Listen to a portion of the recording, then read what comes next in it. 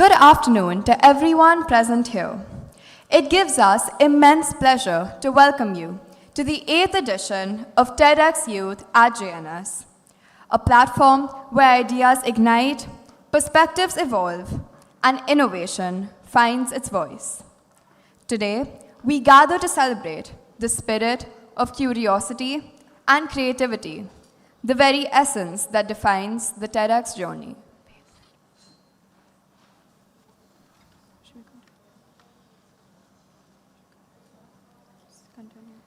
We would like to extend a very special welcome to our esteemed guests. Principal, Jamnabai Narsi School, Ms. Sonali Gandhi, parents, teachers, students, and most notably, our distinguished speakers whose ideas promise to enlighten and inspire us today. We're deeply honored and privileged to have you here with us. Let us embrace this beginning with open minds and hearts as we seek the blessings of the Almighty.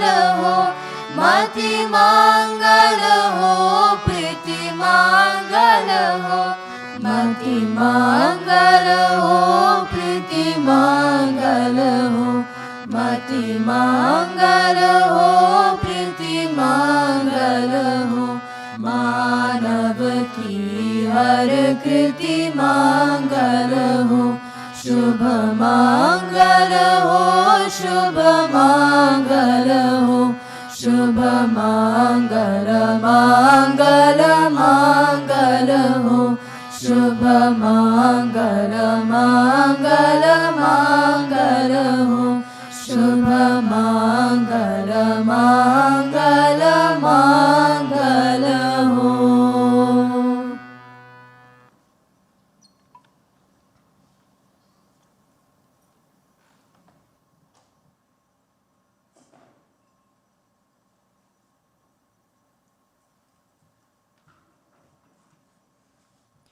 May we now request Principal Ms. Sonali Gandhi, along with the speakers, to light the ceremonial lamp.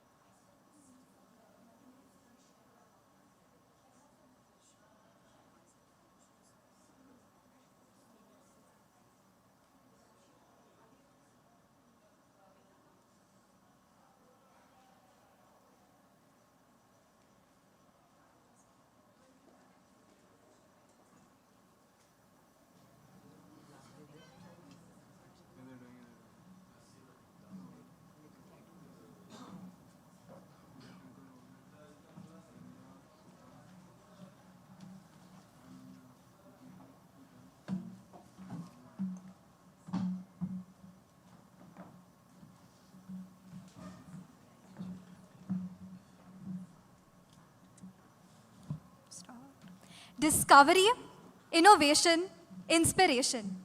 These are the forces that drive creativity and progress, the essence which TEDx stands for. Before we begin, we request everyone to kindly take note of a few important guidelines. Please ensure that your phones are on silent mode and refrain from using flash photography. We also request that you remain seated during the talks and performances to maintain the decorum of the event. For any assistance, please approach a member of the organizing committee. Kindly note that we will have a short interval after the second speaker. To immerse ourselves in the TEDx spirit, let us begin with the TEDx introductory video. Welcome to something special. Welcome to TEDx. This TEDx event is part of a global conversation that takes place every day in every corner of the world. In schools, in theaters, in workplaces, even in prisons, people gather to hear the best ideas bubbling up in their communities. More than 3,000 TEDx events are held every year in 170 countries. It's a remarkable thing. TEDx events are self-organized under a license from TED, a non-profit organization devoted to discovering and sharing powerful ideas in the form of TED Talks. It's not TED itself, but your local TEDx team of volunteers that has done all the work to put on today's event, including booking all of the speakers. It's this team's ideas, dedication, and time that have made this possible. We really hope today's program sparks an exciting conversation. This is a day for curiosity and for skepticism, for inspiration and for action. The more you enter into it, the more you will take out. And now, on with the show.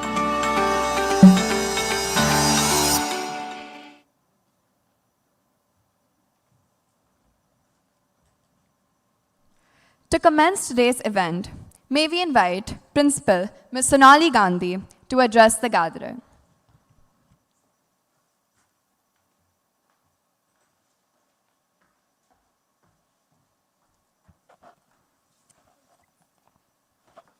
Good afternoon, everyone. Good afternoon and a very warm welcome to Jamnabai.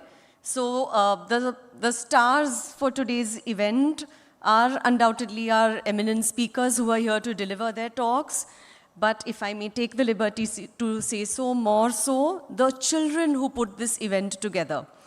There is a lot of learning that has taken place. Undoubtedly, those who've shouldered the responsibility to initiate all the planning and executing so that the event takes place today the way it does, involves a certain level of expertise or confidence. But whether it is the organizational ability, whether it is putting together a talk, whether it is working out the finer details, navigating the challenges that arise along the way, we are very proud of the collective effort of the student body that undergoes this kind of learning curve. We all know what kind of ideas are explored. After all, the future is in the hands of these students. And when we see them making this kind of an effort, it's heartening to know that we are in safe hands in the future. So without further ado, I'll call the student body to continue with the proceedings. But I think a word of acknowledgement towards the influence of the adults in their life is necessary. For example, the parents right here who are here to encourage your children and take pride in their effort. Special shout out to Ms. Sheetal, who has been deeply involved in guiding and mentoring the students every step of the way. Miss, if you can quickly remind me the names of all the teachers involved with the event. I know Miss Sanya is here, Mr. Roja, Miss Brinda. Am I missing anybody? Renita Miss, of course, yes. So children, when you emerge richer with the experience, when you are directly enjoying the benefits of the learning curve you have undergone, don't forget to express your gratitude to those who offered you the opportunity and mentored you along the way. God bless and all the best for a successful event.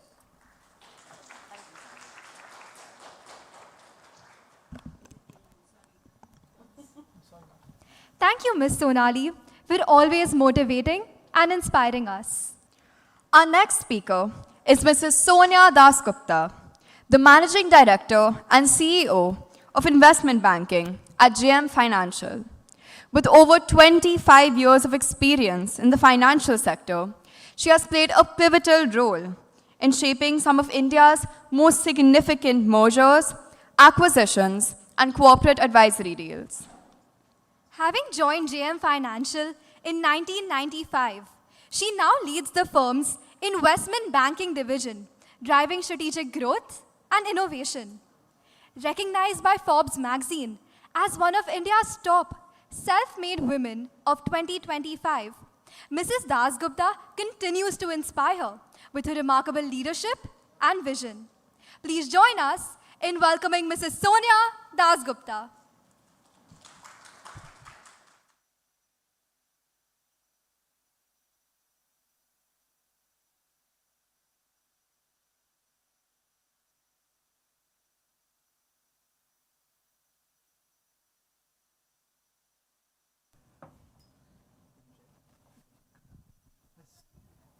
Hello.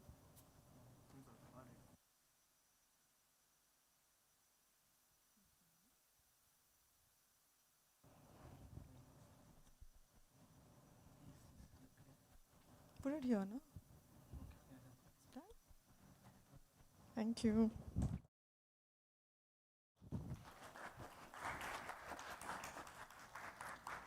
Hi, good afternoon. It's a pleasure to get to address all of you. I was told I have to speak about my journey from being a high school student to the CEO of one of India's best investment banks. And as I reflected on how I will tell the story, and always the funny thing about stories is that you already know what the ending is. And then you work back, connect the dots, and when you're looking at your story from that angle, everything looks perfect. Your life looks perfectly in place. You march to the rhythm of finishing school, high school, graduation, getting a job, and succeeding in your life. And it looks like a very linear story. But the reality can't be anything further than that. I have had, Whenever I have planned something in life, someone up there had some other design for me. And I've always had to pivot. And I've had to pivot many, many times in my life. And therefore, my story is really not a linear growth story as it seems from the end to the beginning. So let me start from the very beginning. My father was a lawyer and very, very strict about our academics. As you all know, in any middle-class family, academic excellence is the golden ticket to improve your life. So he was very demanding from both his daughters and his sons to be the best in any endeavor that they choose.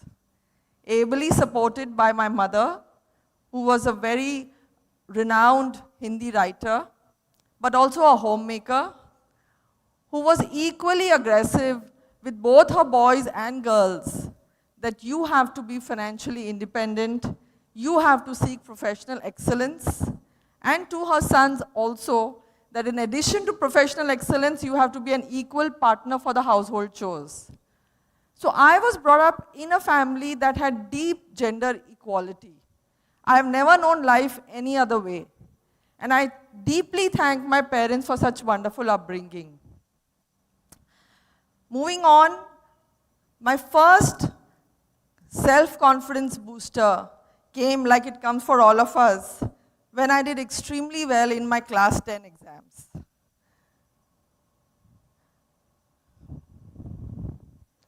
Sorry. I couldn't find my photo, so I put my son's photo, but you get the point. And I think since I had never topped any class before that, getting a 90% plus and being one of the toppers of the state of Maharashtra really woke me up to my potential. I was like, wow, if I work hard, I can really achieve what I want. And that was one of the first and the most important lessons in life, is that your marks don't define you. They are not the secret to your lifelong success. But every test, every competition that you go to, have you done your best? And if you have done your best, and the outcome is a wow, that puts in you a deep sense of self-belief. And that belief stays with you forever to withstand the vicissitudes of a lot of curveballs life will throw at you. That I know that with my effort, I am going to succeed. And believe me, that came in handy many, many times in life. And like the very famous English author William Hazlitt has said, as is our confidence, so is our capacity. So moving on, I moved on to junior college. I wanted to be a doctor. Lifelong, I had always wanted to do medicine, the noble profession of medicine. So I worked really hard in class 11 and 12. I did science. But surprise, what was hard work enough for class 10 was not enough for class 12. And that is second lesson for all of you. When you move to the next stage of your life or in any competition, the competition is getting tougher. You have to up your game to a much higher level to succeed. Well, I was not prepared enough, and I missed the medical seat by 1 mark. By 1 mark. And that really hurt. It really stung my pride. It really disappointed me. But I said, it's all right. You know, if I've not got into medicine, it's fine. I will choose another profession. And I decided I will pursue an MBA. And therefore, I pivoted from being a science student to looking at liberal arts. And I moved into one of India's finest colleges, St. Xavier's College in Mumbai. And I did eco, maths and stats. Maths was always my favorite subject, my biggest strength. And it really helped me land a little smoother into the world of liberal arts. I'll be lying if I tell you it was easy. It was very hard. I was surrounded by some super smart kids who were very erudite, who were very well read, who really knew things about politics and literature. And here I was a hardcore science student who had never lifted a head from physics, maths, bio, and I didn't know anything about anything in the world. Again, I had to start from the bottom. I had to get familiar with economics. So I spent long hours in the library, reading up, coming up the curve. And as always, maths was my saving grace, which helped my ego and self-respect and helped me score well. Then it was time, of course, for me to start looking at coaching classes for my MBA. So I still remember in the second year of BA, I started looking for coaching classes, and I found a coaching class, and they had a mock test to even be eligible to be coached. So I wrote the mock test, and I came at the bottom. Bottom means bottom. And the very, very kind owner of the coaching class put his hand on my shoulder, I still remember, and said, Sonia, you have only 1 year. Take my advice. Move on, do something else. I'm sure you'll succeed in whatever you do, but MBA is not possible in 1 year for you to be coached. Well, that incident taught me something priceless. And that is that anyone who doubts you is not aware of your capacity. So I had faced a defeat, but I was not defeated. I was very clear, this time I am going to double up and get into an MBA. I really put my head down and I said, fine, if I'm at the bottom of the class, it only means that when everyone has to study so much, I have to study so much. And that was all to it, nothing more.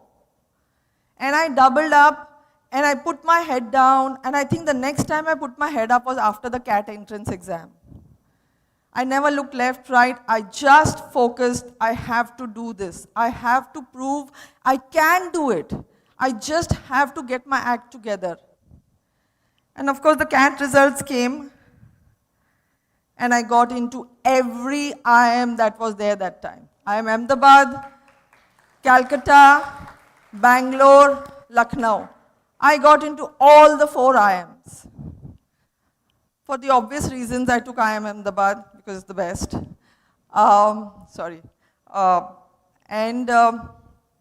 I was very excited. I said I will pursue marketing. It's the trending thing. It's so interesting. You use brands every day. I'm going to be deciding the future of brands, how to position, how to price, how to market. It is so exciting. Ahmedabad is known for being a marketing guru place. So I was super excited when I went to IIM Ahmedabad and started my journey there. First class of marketing. As I sat there, and super guru of marketing was teaching us, as are all the professors at IIM Ahmedabad. Believe me, I didn't understand a word of what he was saying. At the end of the class, I didn't understand what was the point that was being made in the class. It was no fun. I really didn't enjoy it. I tried a lot. I read Philip Kotler backward, forward. All the exams were open book, and you know the meaning of open book exams, that there is nothing in the book that is going to help you. I didn't understand anything, and I was really not getting the rhythm and the vibe and the purpose of breaking your head about so many things. Again, like I said, maths is my savior. I love numbers. I love the certainty. I love that the debit and the credits have to balance. The balance sheet has to balance. You find a way to do it, and that's it to it. And that's when I said, I will pivot. And I decided that day I am going to major in finance, not in marketing. Cut to second year. Of course, it was a wonderful 2 years. I met my life mate, my husband also at IIM Ahmedabad, so it was a very happy ending to my entire 2 years. I had done my summer in a multinational bank. And it was 1995, 1994 is when India liberalized. A lot of MNCs came into India, and you all know their pay packets were like, 2x and 3x of any other Indian firm recruiting at that time. But somehow, I was not enjoying the culture of an MNC bank. I was just not liking the pace. I was not liking what they were seeking. And what I was very impressed during my placement was JM Financial, where the founder himself came, not only for the pre-placement talk, but he was also there in the interviews recruiting people. And I felt this is a place which is really focused so much on its team that the founder is making it the time to come and recruit me and recruit us. And that's when I decided that I will pivot to an Indian investment bank. And I was very clear, I want to work in a place where we do something for the Indian capital markets. This is our home country. I don't want to be a branch of someone in New York or London and be working as a +1 to them. I want to be at the heart of making changes to the Indian markets, make a difference to the Indian clients, make a difference to the Indian promoters, and expand and deepen the Indian markets. Work shoulder to shoulder with all the stakeholders and make India a great place to invest. And believe me, it has been a wonderful journey. Of course, starting again at the job, when I joined it, I joined the M&A team, which is the mergers and acquisitions team. It was surrounded by a lot of seasoned, experienced chartered accountants, very few MBAs, and obviously MBAs had a bad name among chartered accountants because they feel MBAs know nothing. They kept talking about corporate law and income tax laws, and I had no clue what they were talking about. But again, I started from the bottom, sat late in office, read up everything, and used to really hang around in office trying to help whoever I could. All my seniors, whoever needed any help, I said, I'm there, I'll help you. A lot of time, the seniors used to just make me format their presentation and their slides. And I was very happy to do that because I wanted to be a good team member. I wanted to add value, and I think that's a very important thing because end of the day, when people are more relaxed, they have more time to spend with you. They gave me some wonderful lessons for life and for profession, and a lot of them have remained my lifelong friends and mentors. And that is the important thing that I see. Are you really spending time when you get an opportunity to be with the people who you emulate? I see a lot of people taking a lot of pride saying, I run away from office at 5 and I run away from office at 6, which is great if you have something better to do. But early on in life, you have to be very hungry as a caterpillar to just absorb and imbibe and learn everything so that you can add value to your team members. You can add value to any team that needs your help. And that doesn't need a designation. All it needs is a self-will, high energy. And when you're younger, you have the time, you have the energy to do all this. So I would always say, upfront your hard work. Because, that bank that you make of your reputation of being a hard worker, quick learner, will pay very rich dividends later on in life when you may or may not be able to give that kind of time to either your firm, your team, or your clients. So I think that's one of the very important reasons that you must make sure that you are spending time with all the people who matter to you. And then, of course, as I progressed in life, I was very clear I wanted to have children. And motherhood was something that is not easy. And I had to obviously step off the treadmill of deals, deadlines. I was very ably supported by my husband, who has always been an equal partner to me. And I took a step back and focused on more the internal strategy of what the firm should do rather than client deadlines. But the important thing is that I never got off my career. I continued to be there, to add value to the firm in whatever way I could for as many hours as I could spend. And both my family at home, which is my kids, as well as my family of colleagues in office, were always there to support me. Because my kids never felt bad when I didn't attend a lot of their events and their prize distributions. And neither did my office when I missed a lot of meetings if there was an important thing that I had to attend for my family. So I think it's very important that as a human, you connect with both the teams. Because what often happens is that we exclude either our office or professional people from our personal life, so they have no idea what's happening, what stresses you're going through, and it's no great thing to hide things and bear it alone when you have friends who can cushion a lot of hardships that you're going through. And at the same time, your family, whether it's your parents, your in-laws, your kids, I always try to make them a part of my journey. Because they then understand that, if my mother is not coming for my prize distribution or for my performance, there is really something important that she's doing, and they are always understanding of that. And I think that is one of the most beautiful things about managing, that you have the support of everyone who you have given everything to. And as the kids grew up, of course, I had enough time to come back into my work life. And if you remember, I had never stepped out of it. So I was very much in touch with everything that was happening, or with all my clients, with whatever was happening in the investment banking arena. And very soon, as I progressed and moved through different roles, I moved from M&A to corporate finance, to looking at a lot of group strategy, to finally becoming the CEO. And of course, we have got many, many awards as India's best investment bank, both in capital markets as well as in M&A. So like I said, what are the key learnings? First and foremost, don't shirk the hard work. I see a lot of people wanting the good life, emulating people who have done well. But you need to realize that each one of them embedded within has had a lot of failures, have had a lot of ups and downs.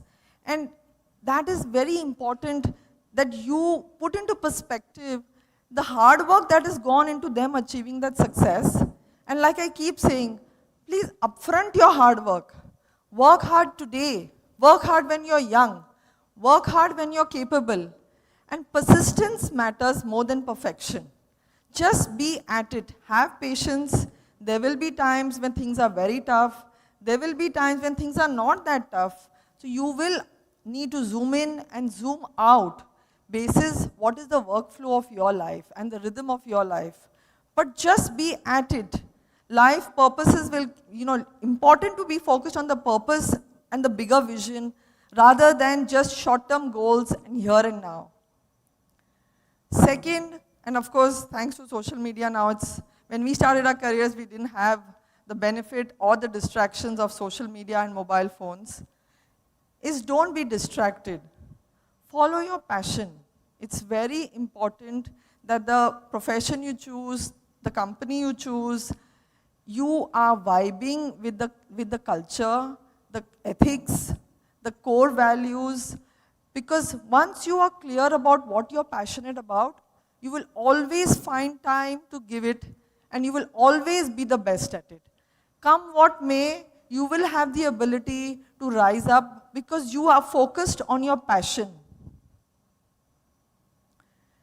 Again, being a woman CEO, I get asked this a lot. How do you balance your work life? And I always say that don't even try it. Don't even try to balance your life.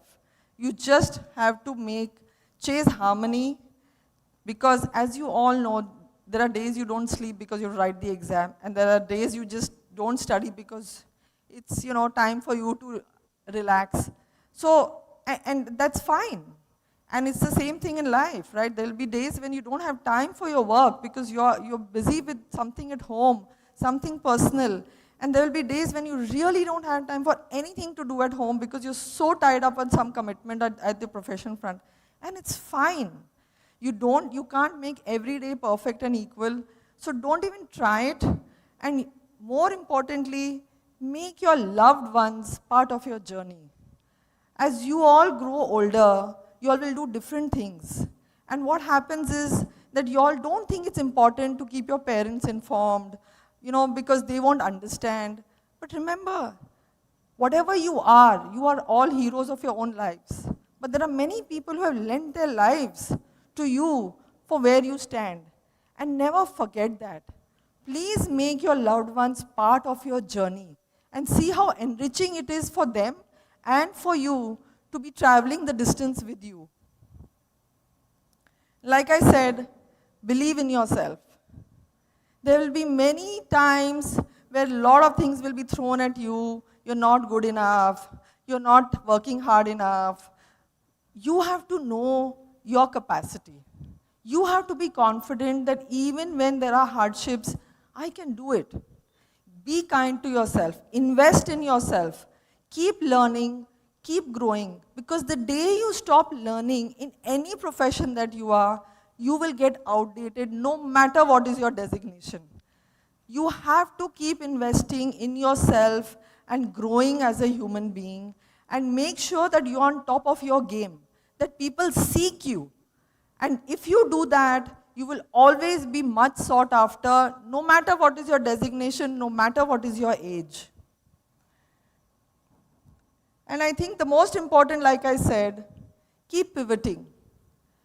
Because, like I've already said, every pivot that actually looks like confusion is in fact clarity in disguise. So every time there is a crossroad and you need to make a big shift, you will realize you're going closer and closer to things that is meant for you, which you're best at. So don't hesitate to start from the bottom. Pivot. Believe in yourself. Take the jump and pivot. You will land on your feet. And to end, I'd just like to say, clearly, adaptability to wherever you pivot and inner grit will for sure help you achieve great success. And that success, when you look back and connect the dots, will be a perfect linear line of success. Thank you.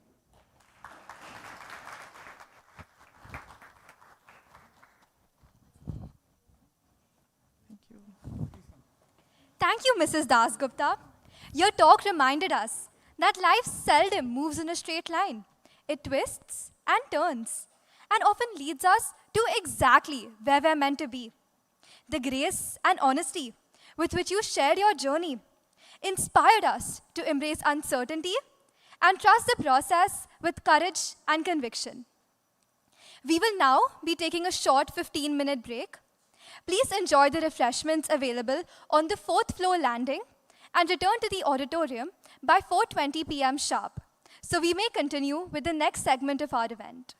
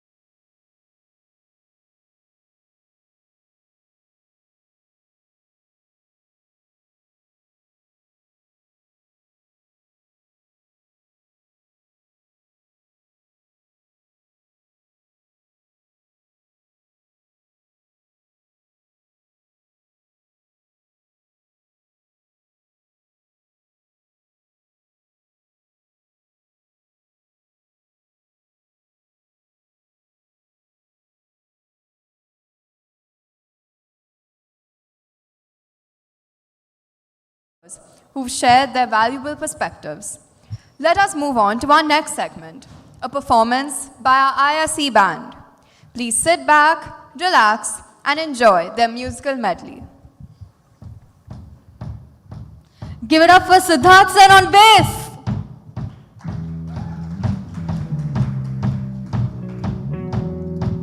Kimaya on the keys.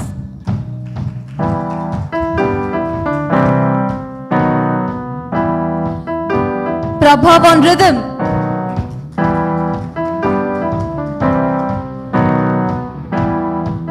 Manit on lead.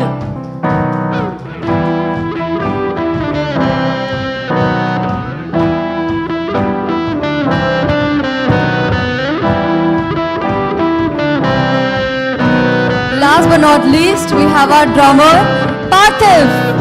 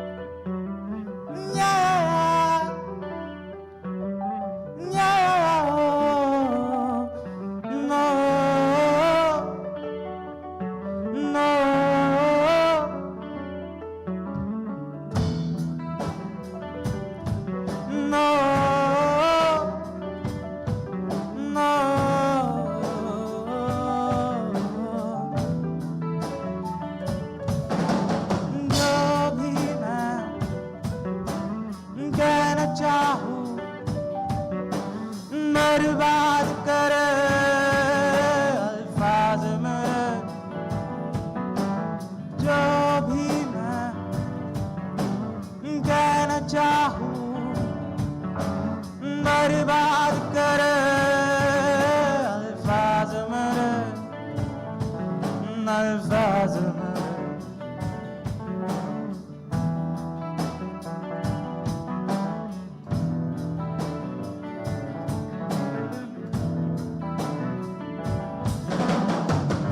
अभी मुझे लगे कि जैसे सारा ये जहां जादू जो है भी और नहीं भी है ये फिजा घटा हवा बहारे सही तुम्हारे ये कैसे कहूँ हारी मैं तेरी जो भी मैं कहना चाहूँ बर्बाद करे अल्फाज मेरे अल्फाज मेरे नो नो नो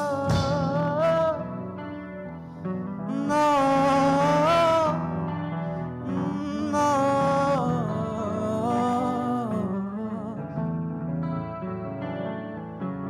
अल्फाज मेरे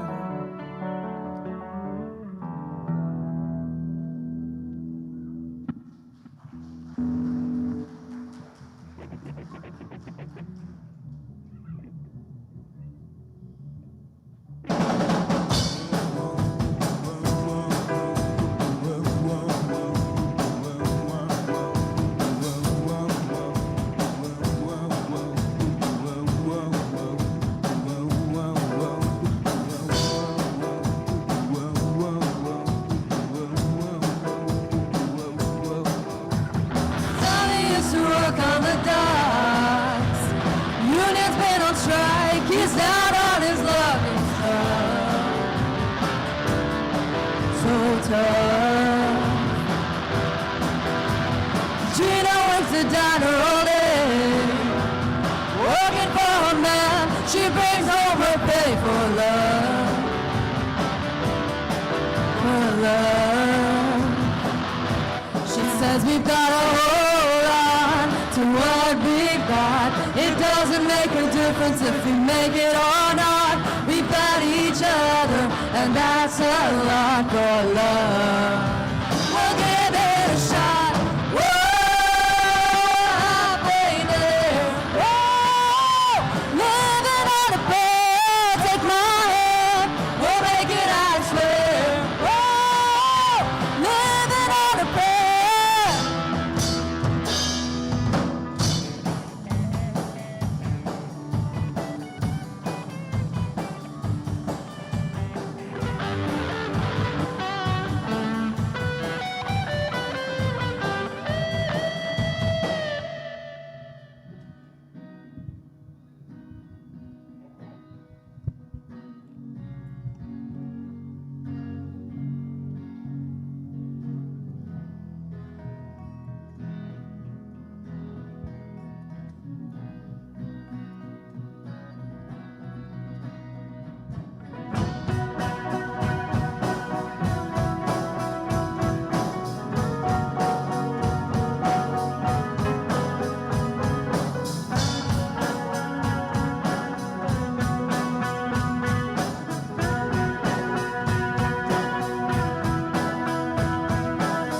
Look at the stars, look how they shine for you, and everything you do. And it was all yellow. I came along, I wrote a song for you, and all the things you do. And it was called yellow. So then I took my turn. Oh, what a thing to have done. And it was all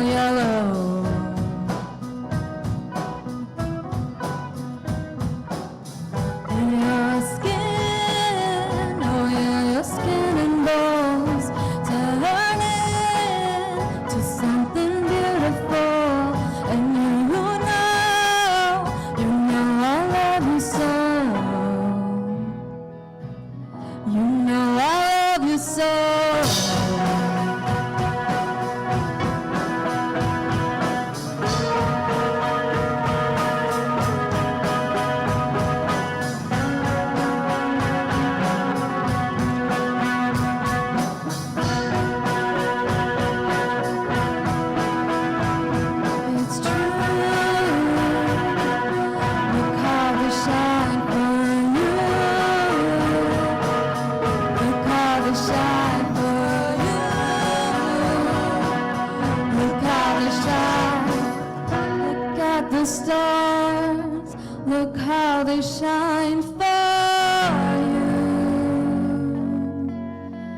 And all the things that you do.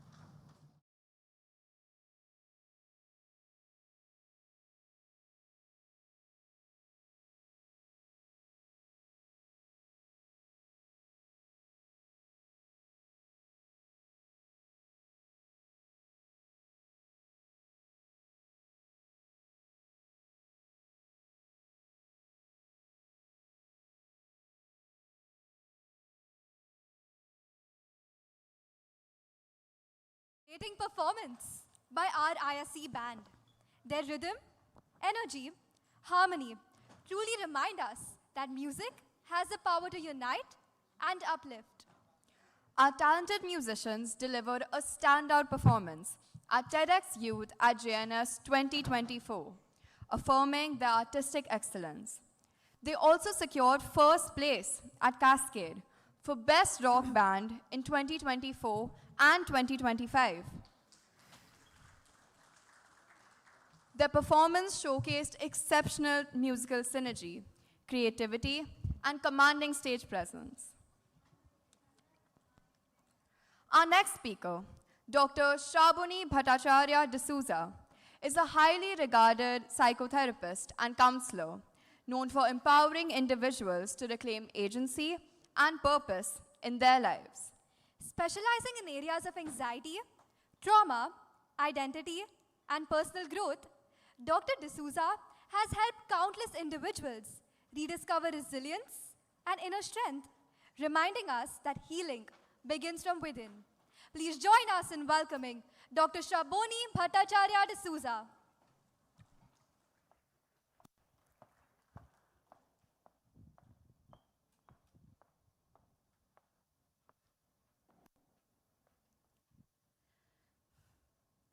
When I was young, I used to think therapy is sitting on a couch and telling your problems to someone who would tell you what's wrong with you. You would expect to walk away from there with a diagnosis, a label, maybe a prescription, and hopefully with a little bit of less confusion about your life or your problem. But as the years passed, I realized healing, real healing, does not start with what's wrong with me. It almost always starts with something much more powerful. I have power, I can change. I am a psychotherapist. Every day, I listen to people, adults, teens, families, who feel stuck and lost. So many years of practice, so many cases. And one thing I have realized, most people don't need to be fixed. They need to be empowered. They need to be reminded that the right to live better, choose better, feel better, lies within them. It's a very simple thought, but it's extremely challenging sometimes. Empowerment is when a student raises their hand and they say, I need help, I am struggling. Empowerment is when you decide to say no, to set that boundary with a friend or a relative who has been draining your energy. Empowerment is when you decide that your voice, your choice, and your story matters. Empowerment does not mean to pretend everything is all right. It is not fake positivity, neither kind of pretended cheerfulness. Empowerment comes from something far deeper. It comes from the thought that I have it in me and I matter. I want to say this to the young people in this room. You are growing up in a world that is constantly talking at you. Social media is telling you how you should be. Peers are telling you what you should achieve. And society is trying to tell you how your life should look like. But empowerment flips that story. Empowerment gives you the power to tell your story and tell them how you see your life as and what you want to become. That is kind of therapy in action. Because every time you work towards your strength, you are healing. And in that healing, you are empowering yourself without even realizing it. Let me tell you a story. It's a fairy tale. A lot of us would have already heard it. It's the story of Hansel and Gretel. Two young children abandoned in a forest, cold, starving, scared. They come across a magical house made of candy. Sweetness hiding danger. Very similar to things that we chase when we are so desperate to feel better about ourselves. They gave in to their temptation. They thought the sweetness would save them for some time. But very soon they realized the entrapment they were in. And very soon they also realized they were moments away from becoming human soup. Unlike other fairy tales, no fairy godmother or Prince Charming seemed to be remotely interested in showing up in this one to save them. Now what do? Well, they decided to take matters in their own hands. They decided to empower themselves. They decided to believe in their intelligence, in their intellect, and try to turn the story around, and they did.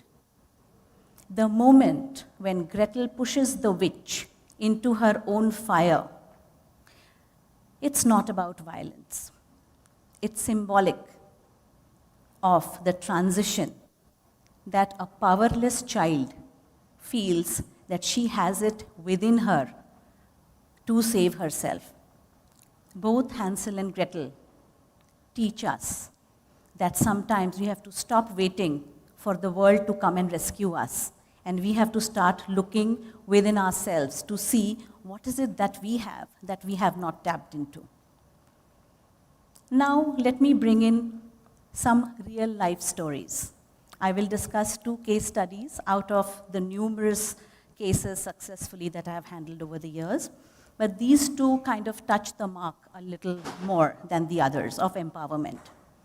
I have changed the names of the people for confidentiality purposes. Case study 1 is Maya. Maya, a young student, when she came to me, she told me, I think I am broken. Fix me. She was getting panic attacks before exams and other important events.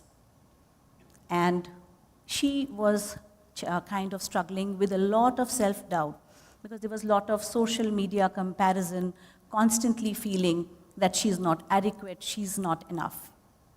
For weeks together, she waited for me to tell her what to do.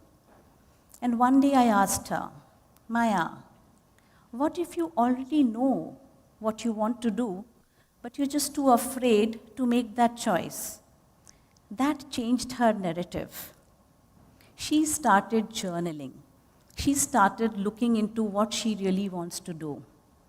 Each day, she would set some small, doable goals for herself and try to achieve them, feeling good about herself at the end of the day, feeling, I am capable. Very soon, she did not say, I am broken. She started saying, I am building. So, her self-doubt kind of transitioned to self-direction. And that was the superpower of empowerment that she achieved, and that was therapeutic for her. Case study 2, Raj. Raj was in his 40s when he started his therapy with me. Picture perfect on paper, but feeling extremely depleted. He was so exhausted, constantly pleasing everyone, family, bosses, society, that he just could not put up with it anymore. He told me, advise me, what should I do? I asked him a simple question. Raj, when was the last time you made a choice purely for yourself? And he drew a blank. He just could not remember. That was the turning point for Raj. He started saying no to extra work, to commitments, to responsibilities, and to guilt that was not his own to carry. He even went back to painting. Very recently, he even did a gallery exhibit. And that is something he had stopped doing when he was just about 20 years old. Raj's superpower, or what worked for him, was him giving himself the allowance to choose his own life. Both Raj and Maya discovered something Hansel and Gretel probably discovered a while back, also because they got ditched by Prince Charming and by Fairy Godmother, is that no matter how scary the forest, how powerful the witch, the journey out always starts from within when we realize what we have in us. So next time you feel anxious, confused, and thoroughly let down by what's happening around you, do not ask what's wrong with me. Ask instead, what are the powers that I have in me which I have forgotten to use? Because empowerment is not the opposite of therapy. Empowerment is the new therapy. It's kind of your own kryptonite. So let's all start, use our kryptonite, recharge ourselves, empower ourselves, lead a better life, and probably empower some other people too. Thank you.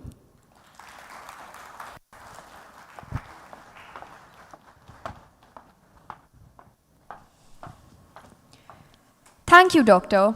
It was an absolute pleasure to have you with us and to witness the impact your message had on our audience.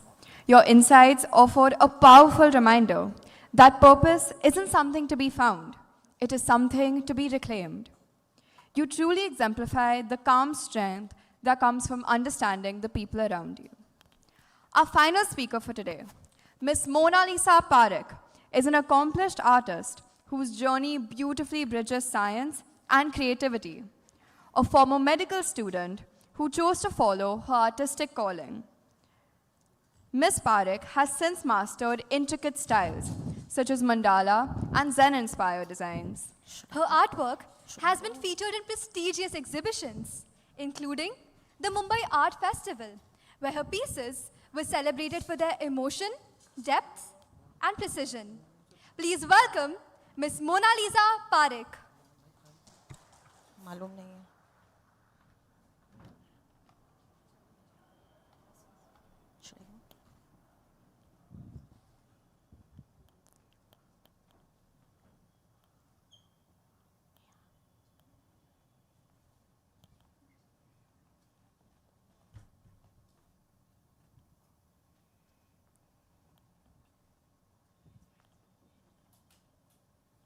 It's a little teda.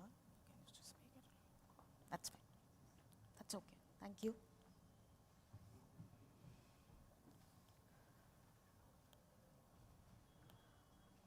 William Blake once said that we can see the world in a grain of sand and heaven in a wild flower if we only have the inclination to look.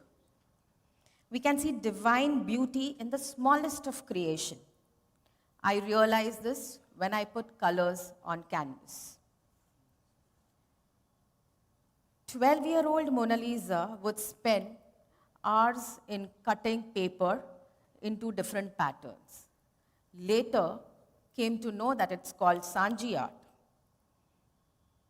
Hi, I'm Mona Lisa Parekh.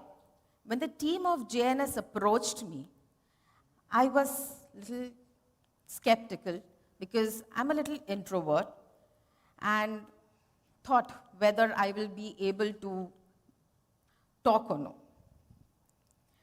फिर सोचा, why not let the youth of today know my journey from being a clinical pathologist to an artist. As a child, I was always lost in colors and shapes. And my father, being a pathologist, used to ask me, Mona, will you study medicine and then go for clinical pathology? And run, because he was a pathologist, so he thought that I will run his lab. I would laugh and tell him, Papa, I want to study art, and that too at JJ School of Art. He did support me, but he always wanted me to have a stable life. Despite his support, Destinies had some other plans. I did not qualify. My dreams of joining the School of Art slipped away. But what I remember more vividly was his smile. As he said, maybe this will take you to where you are meant to be. He got me admitted to a polytechnic college to study clinical pathology. I set aside my colors and brushes, believing that my artistic aspirations were gone with the wind forever. After graduating from the Polytechnic College, I worked with Tata Memorial Hospital, Railway Hospital Baikala, and even Dr. Amin's laboratory, which was one of the largest in Asia at that time. After a few years of working, I got married and took a break from my work. Since my hands were busy with my husband, my 2 children, and my in-laws. Few years later, when my mother-in-law developed kidney problems, she had a kidney failure, for which she had to undergo dialysis. She insisted on home dialysis. So with the help of Apex Kidney Center, we set up all the arrangements. We did all the arrangements at home. She would insist me to sit next to her, holding her hand for 5 to 6 hours daily, practically daily, during her dialysis. After a few sessions, something stirred in me. To comfort her and perhaps myself, I started writing God's name on paper. That simple act of faith slowly turned into sketching spiritual mandalas like Shri Yantra, Ganesh Yantra, and writing shlokas on paper, and then slowly transferred them onto canvas. Through spirituality, I found my way to art, the world which I had left behind long back. Now today I hold exhibitions at prestigious art galleries like Jahangir Art Gallery, Lalit Kala Academy, Hati Singh Art Gallery, and many more. Life has taught me when we desire something strongly, the universe somehow leads us to it. So crave your wildest dream. Manifestation is real. Well, I would like to explain my paintings. The first one is the Shri Yantra. It's an ancient sacred symbol that provides cosmic energy. The cosmic center Bindu, I hope you all can see, the cosmic center Bindu surrounded by the triangles, that means as Shiva and Shakti. Shakti means Parvati, along with the Bij mantra, makes it a powerful charm of eternity. The second one, the shield, I've named it as shield.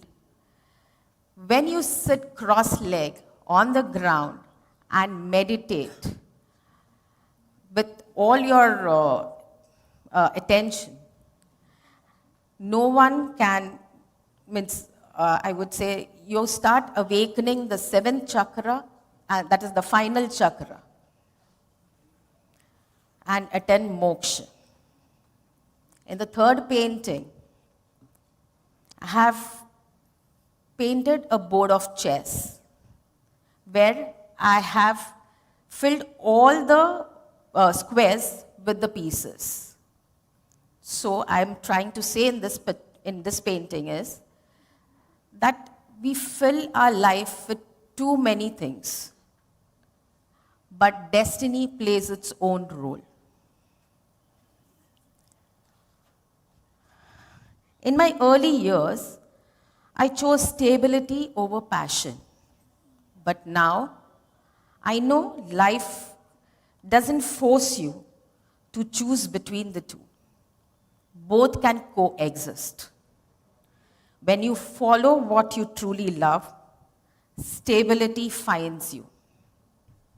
So before I conclude, I must tell you, if there is one thing I have truly learned, is that my real success wasn't just the exhibitions at Jahangir or the paintings which I sold, or at Jahangir Art Gallery or at any other gallery. But that one step I took was picking up my paintbrush. So to everyone listening today, it is never too late to begin again. Dreams don't expire.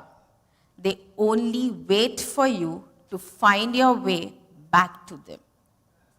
So dare to dream and remember to dream big. Thank you.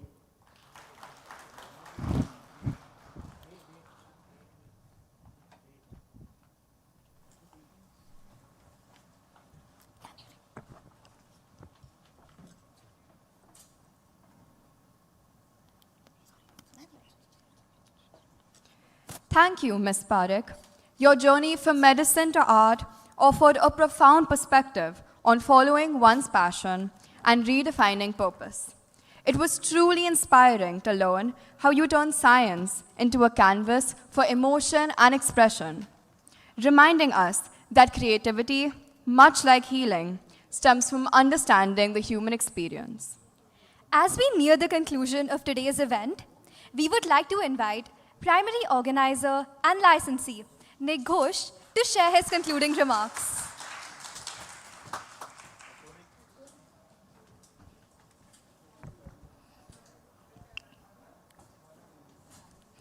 Good evening, ladies and gentlemen. I'd like to begin by sharing a story that holds a special place in my heart. In 1953, a power outage swept through Harvard. The labs went silent, the halls went dark, everyone went home. Well, everyone except one young researcher. By the faint glow of matchsticks and the sound of rain against glass, he kept working, alone, relentless, tracing lines of thought in the dark. That researcher was James Watson, and that night he made the final connection that revealed the structure of life itself, the DNA double helix. Sometimes the moment that changes everything doesn't arrive with applause or spotlight. It happens quietly, in the dark, when someone simply refuses to stop.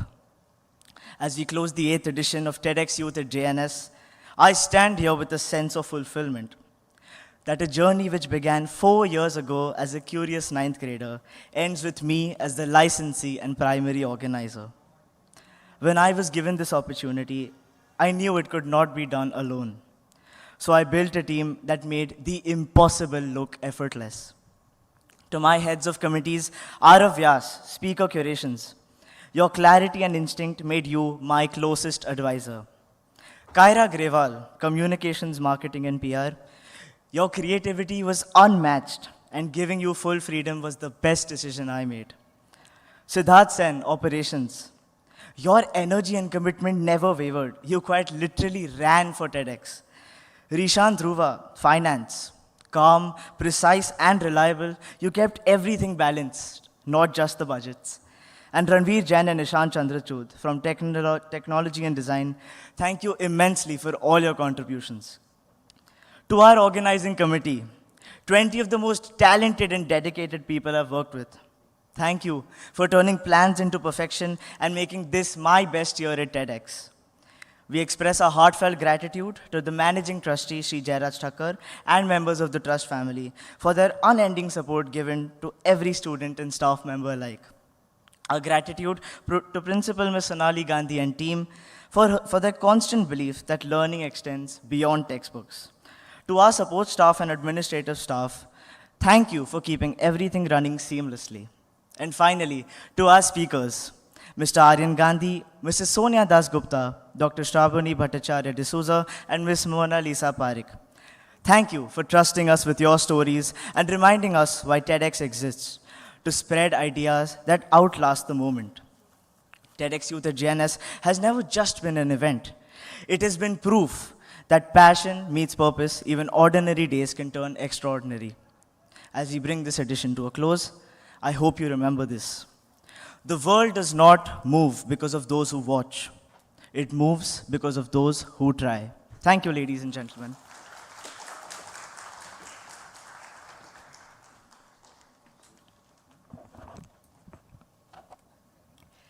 Thank you. May we request heads of committees and the primary organizer to present our esteemed speakers with a token of appreciation.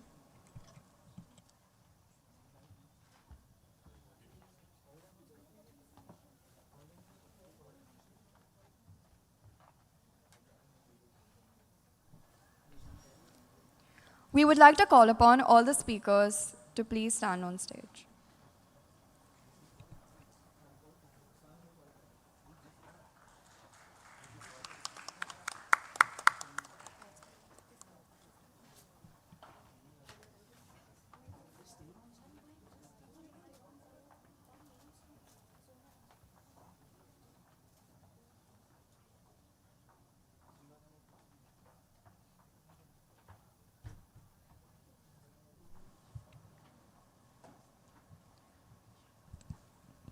Mrs. Sonia Das Gupta.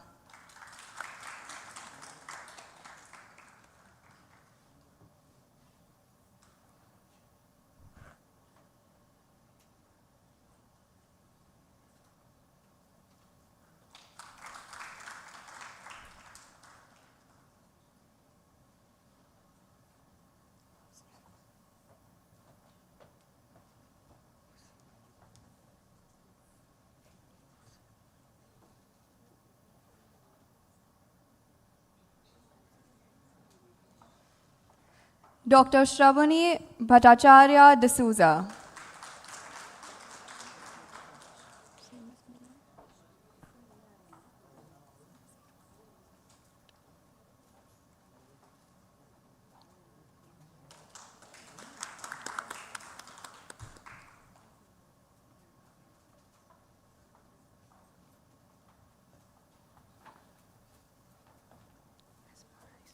Miss Mona Lisa Parekh.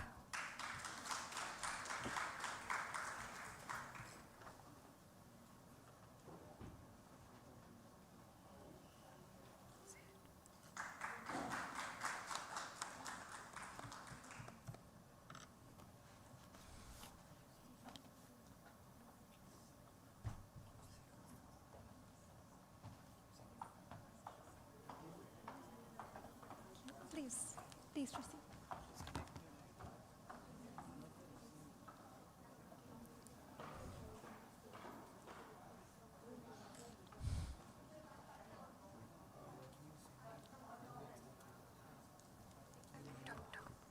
May I request everyone to please rise for the school anthem, followed by the national anthem.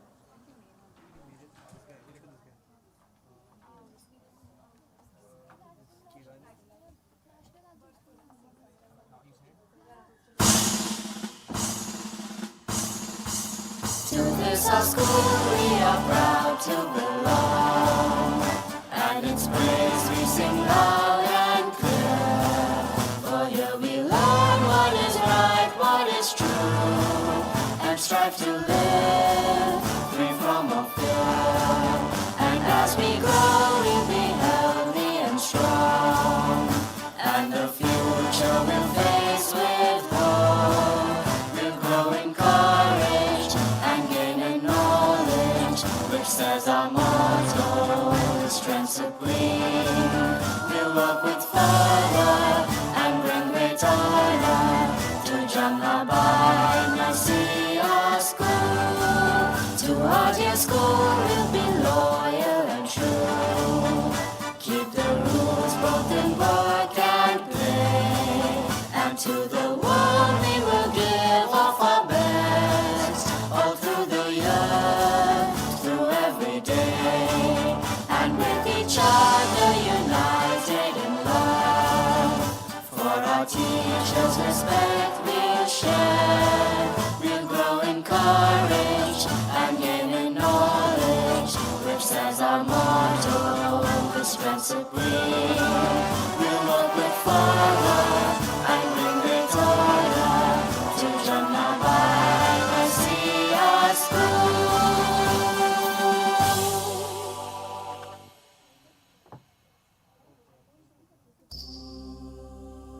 Janagana Mana Adhinayak Jaya He Bharat Bhagya Vidhata, Punjab Sindh Gujarat Maratha Dravida Utkal Banga, Vindhya Himachala Yamuna Ganga, Uchchala Jaladi Taranga.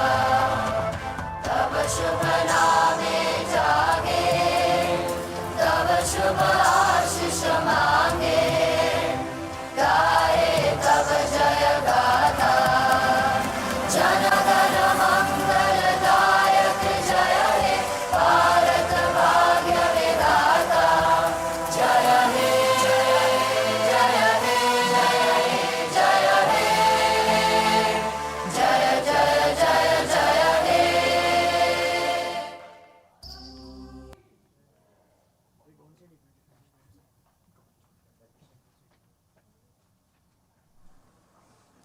Thank you for being part of TEDxYouth JNS 2025. We request the organizing committee members to please escort the dignitaries. Please exit using the door on your left. We sincerely hope that you had an inspiring and insightful experience today. We look forward to seeing you next year at TEDxYouth JNS. Thank you.